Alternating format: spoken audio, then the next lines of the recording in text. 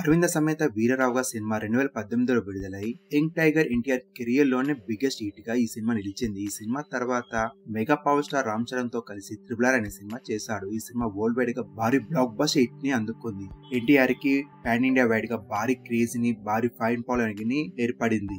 దాంతో 6 ఏళ్ల తర్వాత సోలో హీరోగా చేస్తున్న పాన్ ఇండియా మూవీ దేవర పార్ట్ 1 భారీ అంచనాలతో ఈ సినిమా ఈ నెల 27న విడుదల కానుంది. ఈ సినిమాపై మరింతగా హైప్ పెంచడానికి ఈ సినిమా ట్రైలర్ ని ఈ నెల 10న విడుదల చేస్తున్నారు. దాంతో యూట్యూబ్ లో కొత్త రికార్డులను క్రియేట్ చేయాలని ఫ్యాన్స్ వెయిట్ చేస్తున్నారు. ఇక ఈ సినిమా బ్రేక్ చేయాల్సిన రికార్డు వచ్చి సూపర్ స్టార్ మహేష్ బాబు నటించిన గుంటూరు కారం సినిమా 24 గంటల్లో యూట్యూబ్ లో 37.68 మిలియన్ వ్యూస్ ను అందుకుని టాప్ లో ఉంది. మరి దేవర ఈ రికార్డు ఇప్పుడు ఎంత సమయంలో అందుకుంటుందో అనేది చూడాలి.